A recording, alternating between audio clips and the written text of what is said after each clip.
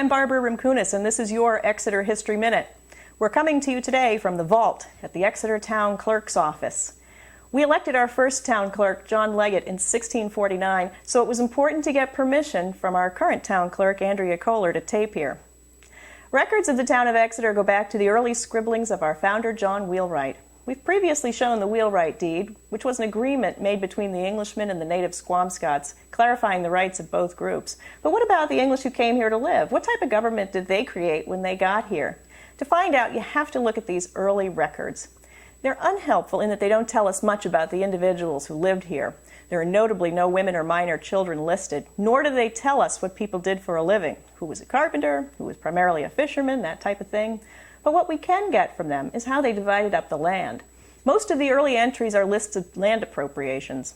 Then there are regulations about fences and road construction, who has the rights to the valuable salt marshes where you could harvest hay for your animals. It talks about fishing rights and how much you might have to pay if your pig destroys the Indians' cornfields. Nestled into all of this is a document called the Exeter Combination. A combination was an agreement among the people of a community stating their allegiances and how they intended to govern themselves.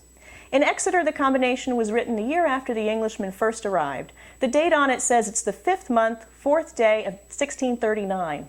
March was considered the first month. So March, April, May, June, July, meaning that the Exeter Combination was signed on July 4th, 1639. Now remember, July 4th is practically not even a holiday in Exeter because we celebrate Independence Day 2 weeks later, closer to when the Declaration of Independence actually arrived in town. But that's a story for another History Minute. The combination says the people of Exeter would voluntarily govern themselves with full loyalty to their dread sovereign, King Charles. There was no central government in New Hampshire at the time, so it was felt that they needed to make this statement publicly. It was signed by most of the men of the community and was almost immediately challenged by the more religious among them who wanted it to mention God a bit more and the king a bit less. Even with that little complaint, however, the people of the town went ahead and created a civil government for themselves consisting of a board of elders, similar to our current board of selectmen, and a ruler who served as the executive. The town clerk, as noted earlier, was added a few years later. Hopefully, it was somebody with better handwriting, because this is hard to read.